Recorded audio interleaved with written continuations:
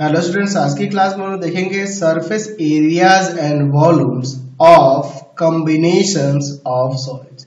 यानी हम लोग सॉलिड के कॉम्बिनेशन से फॉर्म्ड हुए जो शेप्स होंगे उनके सरफेस एरिया एंड वॉल्यूम के बारे में समझेंगे। ठीक है ना जी, चलिए समझते हैं इसको। मान लीजिए मेरे पास एक यहाँ पर कोन है, ठीक है, कोन है और ये कह दे इस तरह से, यहाँ पे एक कोन है और इसी के साथ कंबाइन है एक सिलेंडर इस तरह से, ठीक है, इस तरह से एक सिलेंडर इसके साथ कंबाइन है, ऐसा कह दे तो। और पूछ दे कि इस शेप का, ये जो सॉलिड शेप फॉर्म हो रहा है इन दोनों के कॉम्बिनेशन से, इसका सरफेस एरिया क्या होगा, वॉल्यूम क्या होगा। तो सपोज करिए, मान लीजिए यहां पर ये जो सिलेंडर दिया है, ठीक है, इसका रेडियस हमारे पास है r और हाइट है h, ठीक है। और ये जो आप देख रहे हैं कोन, इस कोन का हाइट हम लोग सपोज कर लेते हैं कैपिटल H दिया है, रेडियस दोनों का सेम ही होगा r, और ये स्लेंट हाइट जो है L दिया हुआ है। तो अगर आपसे पूछ दे कि इन दोनों के कॉम्बिनेशन से टोटल सरफेस एरिया क्या होगा, इसका टोटल सरफेस एरिया क्या होगा, इस सॉलिड का टोटल सरफेस एरिया क्या होगा। तो जब टोटल सरफेस एरिया की बात करेंगे तो इसमें थोड़ा ध्यान देना होगा कि यहाँ कोन का जो बेस था वो, और इस सिलेंडर का ये टॉप वाला जो पोर्शन है ये दोनों एक दूसरे से कंबाइन हो गए। यानी कहने का मतलब है कि यहाँ पे इसमें जो कोन है वो कोन का बेस वाला हिस्सा, ये वाला हिस्सा, ये जो अभी सर्कुलर देख रहे हैं ये, और यहाँ जो सिलेंडर का जो हिस्सा है, ये दोनों एक दूसरे से जुड़ गए। यानी कि ये जो एरिया था अब ये एरिया गायब हो गया, ये दोनों तो एक दूसरे से सट गए ना, ये दोनों एक दूसरे से सट गए, ये वाला पोर्शन गायब हो गया। अब हमें करना क्या होगा इसके टोटल सरफेस एरिया के लिए, इस कोन का कर्व सरफेस एरिया, इसका कर्व सरफेस एरिया और ये बेस वाले का एरिया। यानी कहने का मतलब ये है कि हमें ये कोनिकल पार्ट वाले का एरिया लेना होगा। आप समझे ना, इस कोनिकल पार्ट वाला एरिया लेना होगा, ठीक है, ये वाला कोनिकल पार्ट वाला एरिया लेना होगा, समझे। फिर उसके बाद ये इसका कर्व सरफेस एरिया लेना होगा, ठीक है ना जी, ये वाला कर्व सरफेस एरिया लेना होगा और ये बेस वाला लेना होगा ये, ठीक है। और एक्चुअल में हुआ क्या है यहाँ पर कि ये ऊपर वाला, ये दोनों टॉप वाला, ये वाला और ये वाला, ये तो एक दूसरे से जुड़ गए ना।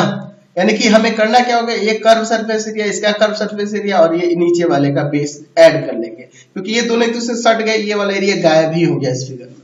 तो अगर यहाँ टोटल सरफेस एरिया की बात आएगी तो इस सिलेंडर के लिए हो जाएगा आपका कर्व सरफेस एरिया 2 पाई आर एच, इसके बेस में सर्कुलर है तो इसके लिए पाई आर स्क्वायर, और देखिए फिर यहाँ पे ये कोनिकल है तो इसका पाई आर और एल, कैपिटल एल से डिनोट किया। तो इस तरह से अगर यही यहाँ पे वॉल्यूम की बात आएगी, वॉल्यूम की बात आएगी तो वॉल्यूम में हम लोग दोनों का वॉल्यूम कंबाइन कर लेंगे, ठीक है। इस वॉल्यूम में कोई दिक्कत नहीं है, वॉल्यूम में कंबाइन करने से इन दोनों का वॉल्यूम जुड़ जाएगा, कोई चेंज और कुछ थोड़ा होगा जी। तो यहाँ पे हो जाएगा इसका पाई आर स्क्वायर एच, और इस कोण के लिए हो जाएगा 1/3 पाई आर स्क्वायर कैपिटल एच है इसका हाइट, समझ गए ना। तो इस तरीके से हम लोग इसको ऐड करेंगे, ठीक है। चलिए अगला मान लीजिए कि आपके पास एक यहाँ पर इस तरह से कोन दिया हूं, ठीक है, मैं एक देखिए यहाँ पर एक सॉलिड शेप बना रहा हूं, एक फिर सिलेंडर दिया और फिर नीचे एक कोन दिया,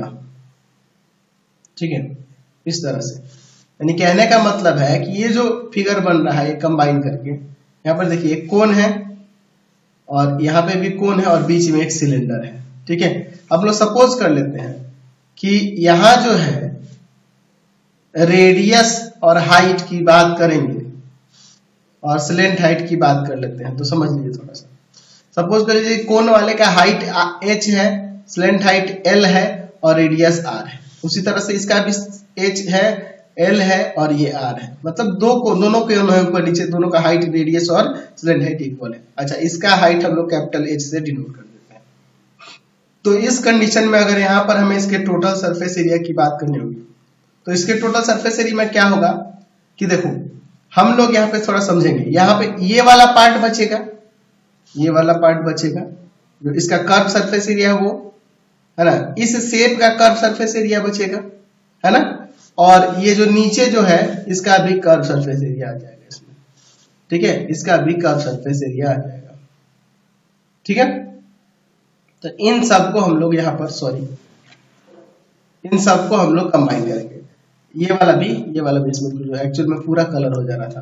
तो देखिए यानी कहने का मतलब ये दोनों, इसका बेस और ये वाला एक दूसरे से जुड़ गया, ये इसका बेस ये जुड़ गया। तो इस कंडीशन में इसका कर्व सरफेस एरिया, इसका कर्व सरफेस एरिया, इसका कर्व सरफेस एरिया सिर्फ लेंगे, क्योंकि ये जो ये वाला और ये वाला पार्ट जो है ये कंबाइन हो जा रहा है, गायब हो जा रहा है यहाँ से, वो वाला सरफेस बच ही नहीं रहा। जब ये सॉलिड शेप बन जा रहा तो बाहर से आप देखोगे तो जो एरिया बच रहा है वही ना जी, ये दोनों तो सट गए, ये दोनों भी सट गए, गायब हो गए। यानी कि टोटल सरफेस एरिया यहाँ पे निकालने की कंडीशन में हो जाएगा पहले वाले का और नीचे वाले दो कोण का, तो 2 पाई RL हो जाएगा, दो कोण का, और प्लस में इसका 2 पाई RS, ये यहाँ पे टोटल सरफेस एरिया हो जाएगा। अच्छा, और अगर यहाँ पर हम लोग इसके वॉल्यूम की बात करेंगे तो वॉल्यूम के लिए देखिए क्या होगा, तो दो कोण है तो यहाँ पे 2 गुना 1/3 पाई R स्क्वायर, यहाँ पे कैपिटल एच ले दो क्योंकि हमने इसका हाइट कैपिटल एच से डिनोट किया, ठीक है। ये दो कोण के लिए हो गया, और इस सिलेंडर के लिए हो जाएगा पाई R स्क्वायर। देखिए वॉल्यूम में कुछ नहीं सोचना है, सबके वॉल्यूम को ऐड कर लें, लेकिन टोटल सरफेस एरिया में ये सब चीज ध्यान देना। चलिए अब हम लोग एक और कॉम्बिनेशन को समझते हैं। मान लीजिए हमारे पास यहाँ पर एक मैं यहाँ पे बना लेता हूँ, क्यूब, ठीक है, मैं यहाँ पे एक क्यूब ले लेता हूँ, ठीक है। और क्यूब के ऊपर हम लोग ऐसे लेते हैं कि उसके ऊपर सर्वांटर एक हम लोग वहां पे ले लेते हैं, इसके ऊपर एक हेमीस्फीयर ले लेते हैं, ठीक है ना जी। इस क्यूब के ऊपर मैं एक हेमीस्फीयर बना लेता हूँ, यहाँ पे मैं हेमीस्फीयर बना लेता हूँ, इसका जितना साइड है उतने ही साइड का, मतलब उसको एज ए डायमीटर सपोज करके, जितना इस स्क्वायर का जो इस क्यूब का जो साइड है ना, उसी के रेडियस के, उसी के डायमीटर के, उसी के इक्वल इसका डायमीटर है। यानी कहने का मतलब जैसे इसका साइड जो भी हो, मतलब जान लीजिए जो भी साइड हो, सपोज करिए कि इसका साइड ए है, ठीक है ना जी। तो इसका हम लोग रेडियस क्या लिए है, a/2 लिए है, यानी कि डायमीटर के इक्वल होगा इसका साइड, ठीक है ना जी। तो इस कंडीशन में अगर मान लीजिए इन दोनों का कॉम्बिनेशन से हम लोग यहाँ पे मान लीजिए हमें टोटल सरफेस एरिया निकालना है। तो देखिए टोटल सरफेस एरिया के लिए थोड़ा ध्यान से देखिएगा, यहाँ पर ये इसके 5 फेसेस हैं। ऊपर वाले फेस पे आप क्या देखोगे कि इस तरह का आपका एक स्क्वायर शेप है और उसके बीच में एक आपको सर्कुलर शेप दिखेगा, जो एक दूसरे से कंबाइन हुए, मैं उसकी बात कर रहा हूं। तो समझिए अगर आप इसके 5 फेसेस ले लेते हैं और इसका कर्व सरफेस एरिया ऐड कर लेते हैं तो फिर ये कॉर्नर वाले पार्ट बाकी रह जाएंगे। तो इसके लिए मैं क्या करूंगा कि देखिए मैं यहाँ पे ले लूंगा 6a स्क्वायर, यानी कि जो जो क्यूब का टोटल सरफेस एरिया था वो, यानी कि मैं सब जगह का ले लिया, लेकिन ये वाला सर्कुलर पार्ट भी तो इसमें इंक्लूड हो गया। तो एक सर्कुलर पार्ट का मैं क्या करूंगा, इसमें सब्ट्रैक्ट कर दूंगा। ये क्या है, ये है आपका हेमिस्फीयर, तो इसका होता है कर्व सरफेस एरिया 2 पाई R स्क्वायर। R जो भी हो, इसका a/2 है तो a/2 या R जो भी हो, सपोज करो मान लीजिए इसका रेडियस R है, ठीक है ना जी। तो R स्क्वायर ले लिया मैंने।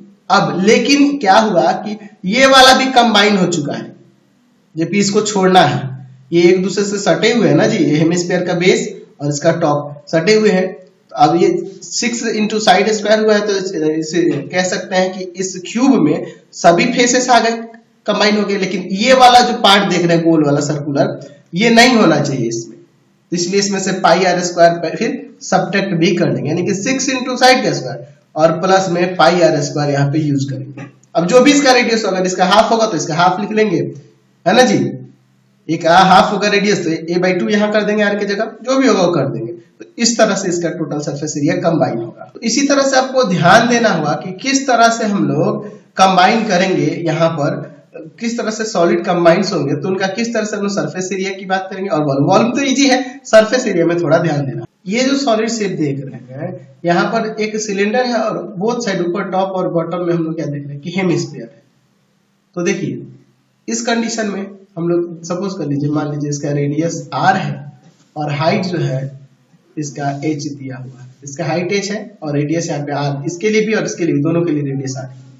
तो यहाँ पे जब टोटल सरफेस एरिया की बात करेंगे तो यहाँ इसका कर्व सरफेस एरिया 2 पाई RH और प्लस में दो हेमिस्फीयर, एक ऊपर और एक नीचे, तो 2 इंटू में 2 पाई आर स्क्वायर, दोनों का कर्व सरफेस एरिया ही ऐड होगा, क्योंकि ये वाला जो शेप है ना, इसका टॉप और इसका एक दूसरे से कंबाइन होगा, तो ये वाला इसमें गायब हो गया, यहाँ पे भी ये दोनों गायब हो गए।